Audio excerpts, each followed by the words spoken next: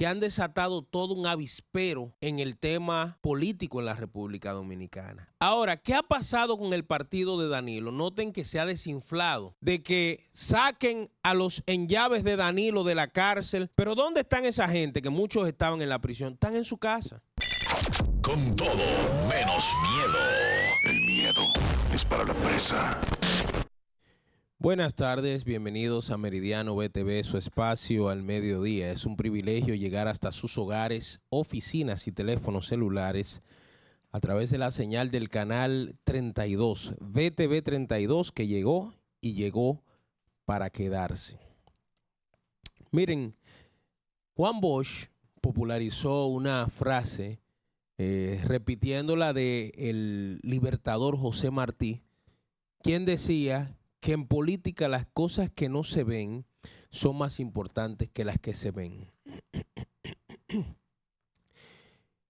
Y la razón fundamental es que muchas veces lo que se ve o lo que vemos a simple vista no es en realidad lo que está aconteciendo.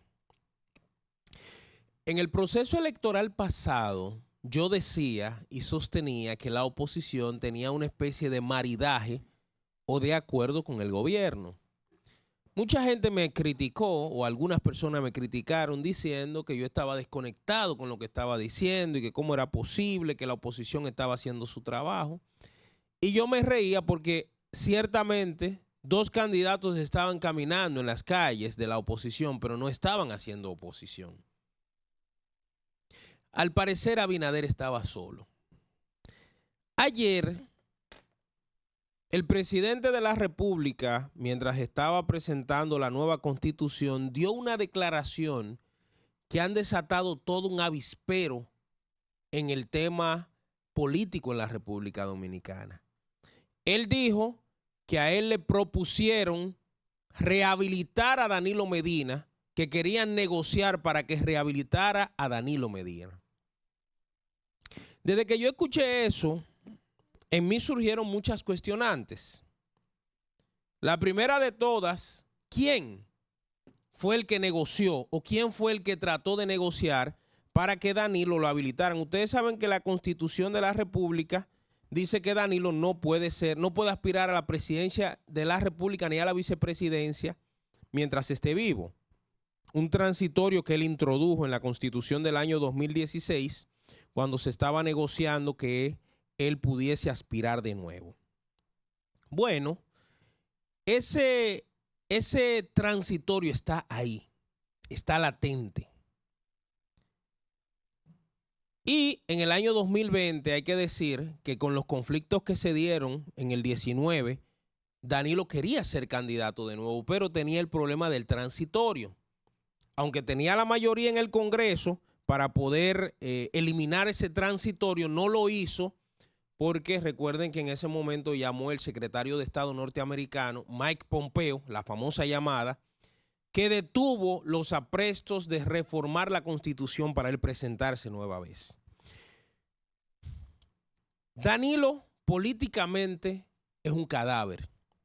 Es un cadáver políticamente porque aquí la gente sigue siempre aspiraciones. Al que pueda llegar, al que pueda aspirar, al que pueda algún día convertirse en.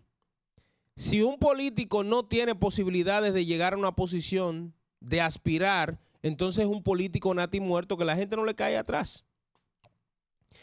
Ustedes ven, por ejemplo, el caso de Hipólito, que la gente todavía anda detrás de Hipólito porque Hipólito, aunque ya está muy mermado en su edad, su salud y todo eso, pero si mañana decidiera presentarse, puede tener opción. El mismo Leonel, que tiene 70 años, que fue 3 veces presidente, que mucha gente tiene una opinión de él, otros tienen otra opinión. Leonel es otro que si se presenta también. Ahora, ¿qué ha pasado con el partido de Danilo? Noten que se ha desinflado, porque el liderazgo de ese partido que él tenía murió producto de que él no puede aspirar, de que constitucionalmente no puede aspirar. Dentro de esos detalles de las cosas que no se ven, han surgido muchos comentarios. Uno de ellos es que si la negociación que mencionó el presidente de la República en su discurso, porque él mencionó una negociación, Él dijo que estaban tratando de que rehabilitaran a Danilo. Quiere decir que ha habido otras conversaciones y negociaciones en otras direcciones. Y yo me pregunto, el sonado, traído y llevado caso de corrupción de los gobiernos del PLD, ¿está dentro de esas negociaciones? Dentro de esos acuerdos que se han hecho con la finalidad de que saquen a los enllaves de Danilo de la cárcel o les den condenas benignas o les preparen expedientes disparatosos para que estén en las calles pronto. Si usted hace un ejercicio de los miembros del PLD de la corriente de Danilo o la gente cercana a Danilo que fueron a la justicia, usted encuentra el nombre de José Ramón, de Gonzalo Castillo, usted encuentra el nombre de Donald Guerrero, usted encuentra el nombre de Alexis Medina, hermano de Danilo, ¿cómo se llama? De la otra, de Carmen Magalis Medina. Usted encuentra el nombre de Fernando Rosa, usted encuentra el nombre de Adán Cáceres Silvestre, el general seguridad de Danilo. Toda esa gente, cuando el gobierno empezó, se le iniciaron procesos judiciales de supuestos actos de corrupción. Pero ¿dónde están esa gente que muchos estaban en la prisión? Están en su casa. Pero no es que están en su casa, los expedientes han entrado en una especie de vacío. Ya ni siquiera quieren leer las tantas páginas que han puesto en esos expedientes porque parecen páginas de poco contenido. Muchas hojas para llenar, pero poco contenido. Entonces mucha gente se pregunta si dentro de esos acuerdos que de manera indirecta hizo referencia el señor Medina están esos. Mucho se ha hablado de la relación del expresidente de la República, Hipólito Mejía, con el expresidente Danilo Medina. ¿De qué hablan ellos? Hemos visto a Hipólito que de repente aparece y visita a Danilo o se juntan en un sitio y se dan unas reuniones extrañísimas en marcos de discusiones políticas que uno dice, ¿qué es lo que hay detrás de eso? Entonces, uno se pone a pensar dentro de esos detalles de las cosas que no se ven y dice, ven acá, ¿es que realmente ha existido un maridaje, un acuerdo de aposento entre políticos del PLD, del PRM, de la Fuerza del Pueblo, para coger a la población de tontos?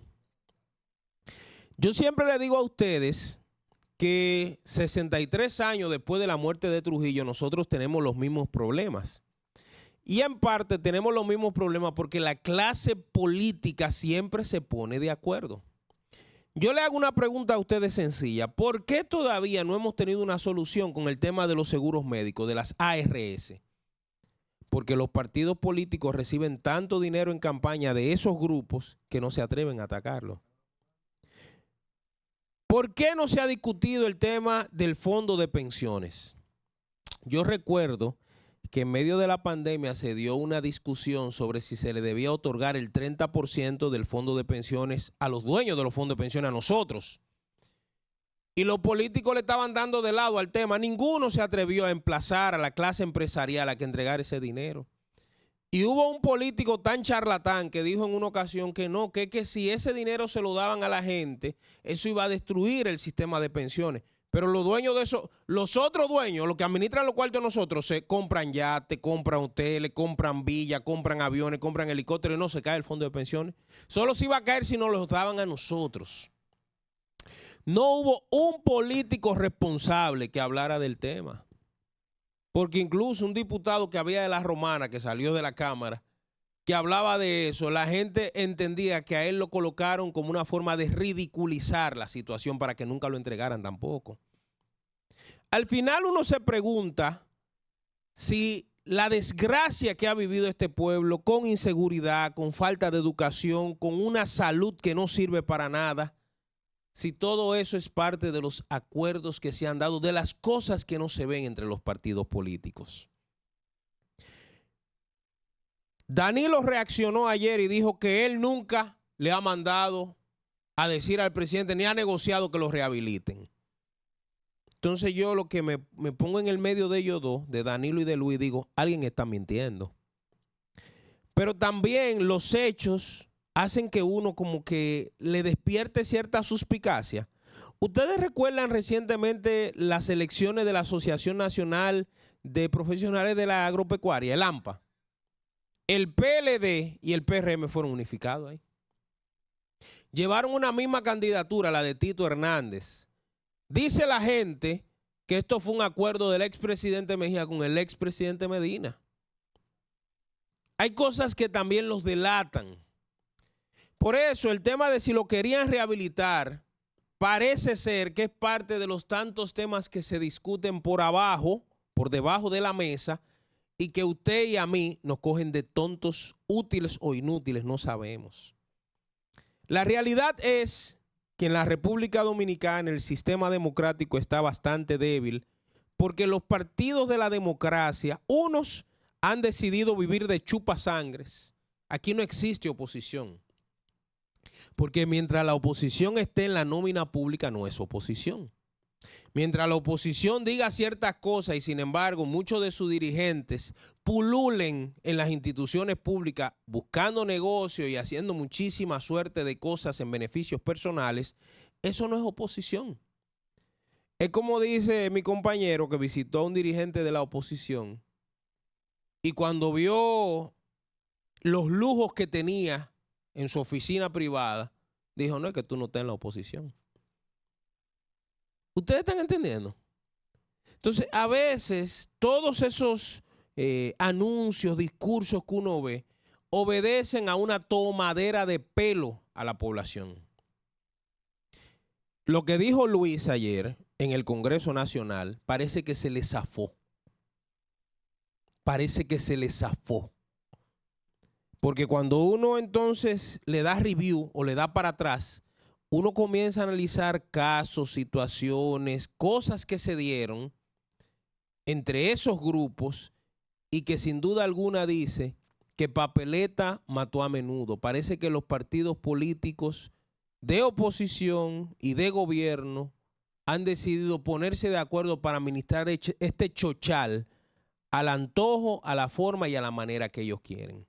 Mientras usted que me está mirando, mientras usted que me va a ver después en diferido, está pasando el Niágara en bicicleta. Vamos a la pausa y en breve, Actualidad Meridiana. Con todo, menos miedo. El miedo es para la presa.